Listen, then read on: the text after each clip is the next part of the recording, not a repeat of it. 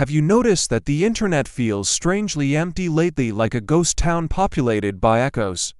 You go to the comments section of a YouTube video and it feels like shouting into a void filled with machines.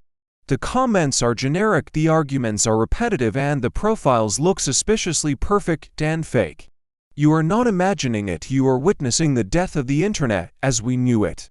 Welcome to the era of the dead internet theory, which is no longer a theory, but a statistical reality. Since the release of advanced AI models like DeepSeek and GPT-5, the cost of generating human-like text has dropped to zero. This has unleashed a tsunami of synthetic content that is drowning out real human interaction forever. But here is the hidden logic that nobody is talking about regarding this crisis and why it matters to you. This is not an accident, it is a deliberate strategy to force you into a digital prison. We are watching a classic problem-reaction-solution strategy play out in real time on our screens. The problem is the bot crisis, where the internet is becoming unusable because we cannot trust anyone. The reaction is public panic, where people are begging for a solution to verify who is real. And now, we are seeing the solution being rolled out, which is the digital ID trap. Governments and big tech are proposing a new standard called proof of personhood to anonymity. They say if we want to stop the AI bots, we need to verify that every user is human. Companies like Worldcoin are pushing for iris scans and face prints just to log into social media. They tell you it is for your safety, but in reality it is about total surveillance. Think about the implications of linking your biological identity to your digital activity permanently. If you need a biometric ID to access the internet, then every comment you make is tracked. There is no more private browsing because your face is your password and you cannot change your face. If you criticize the government or a corporation, they don't just ban your account, they ban you. This turns the internet from a library of freedom into a digital panopticon where you are always watched. Let's look at the mechanics of this dead internet and how it evolved so quickly. In the past, bots were dumb, they spammed links to scams and were very easy to spot. Today, AI bots are sophisticated agents that can hold conversations and express fake outrage perfectly. They can argue with each other to create the illusion of a debate and manipulate public opinion. This is called astroturfing on steroids, and it is being used to manufacture consent for political agendas. Corporations use these bot armies to make their products seem popular and silence valid criticism. Governments use them to sway elections and demoralize opposition by flooding the zone with no's. The result is that real humans retreat into smaller private group chats, leaving the public square to machines. This creates a vacuum, and into that vacuum steps the digital ID as the only savior. I want to pause here and ask you a very serious question that will determine your future. If Instagram or X told you tomorrow that you must scan your retina to prove you are not a bot, would you do it? Would you trade your biological privacy for a cleaner internet free of spam and scams? Go to the comments right now and type "why yes" if you think verification is necessary for safety. Type nitrogen monoxide if you believe this is a trap to build a global surveillance state. I will be reading your answers personally because this is the most critical choice of our decade. Let's look at the history of these verification systems in countries that have already implemented them. In places with strict digital IDs, the system quickly evolved into a social credit system. If your online behavior does not match the approved narrative, your privileges are revoked instantly. You can't buy a train ticket, you can't get a loan, and your internet speed is throttled. The West is building the exact same infrastructure, just under a brand name like trust and safety. They don't call it social credit, they call it protecting democracy or fighting disinformation. But the architecture is identical: centralized control based on biometric identity and total compliance. Why is this happening now in 2026 specifically? Why the sudden urgency?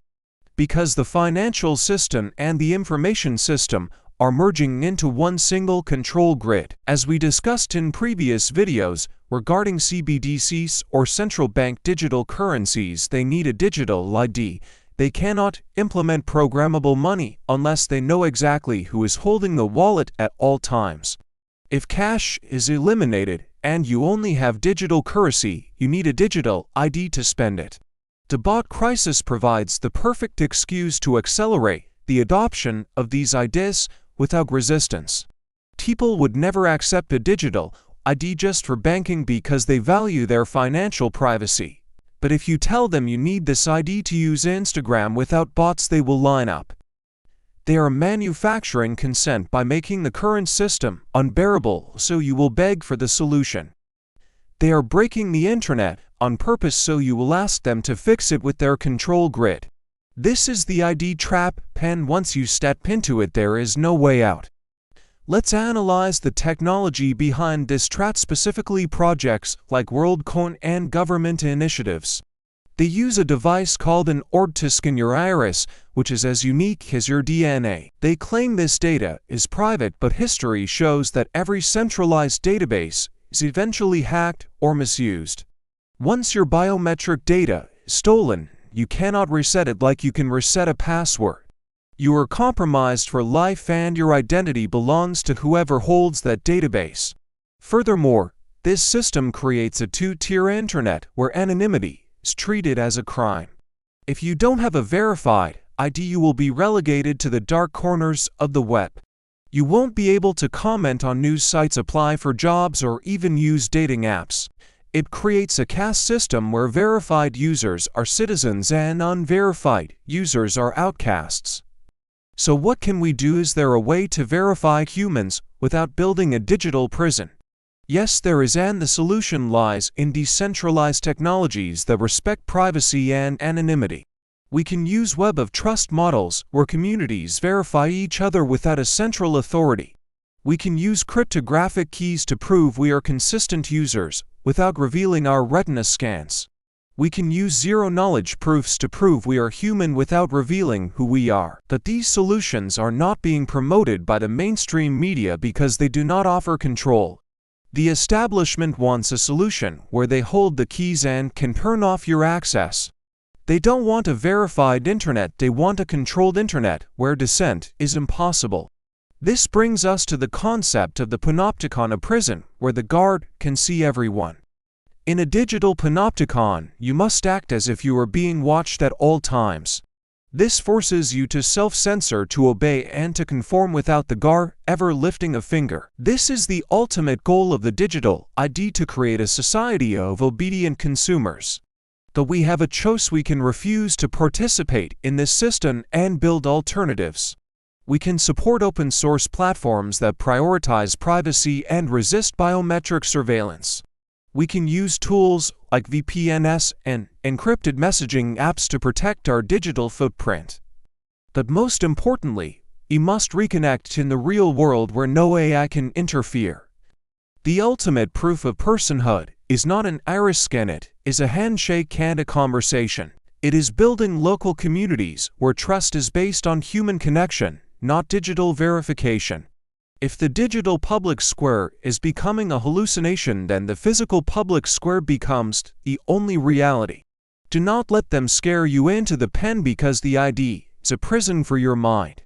The bots are annoying, but losing your anonymity is fatal for a free society and democracy. We must accept that a free internet will always have some noise and some chaos. That is the price of freedom, and it is a price worth paying to avoid total control. I need you to take action today to wake up the people around you before it is too late. Share this video in your family WhatsApp groups, because they are the ones most likely to fall. They will think it is for security, but you need to show them the hidden logic of the trap. Tell them that convenience is the bait and their freedom is the catch they are fishing for. As we move forward into this year, you are going to see more platforms requiring ID. You will see verify-only sections becoming the norm and unverified users being silenced. Do not be fooled. Resist the urge to conform and keep your biometrics to yourself. We will continue to track this agenda as it unfolds and expose every new development. Next week, we are leaving the digital world and entering the smoke and fire of the battlefield. We will expose the military-industrial complex and the companies that profit from war. We will look at how the surveillance state feeds the war machine and how they are connected. The War Machine series begins next week, and you do not want to miss it. Subscribe, hit the bell, and stay human in a world that is becoming increasingly artificial.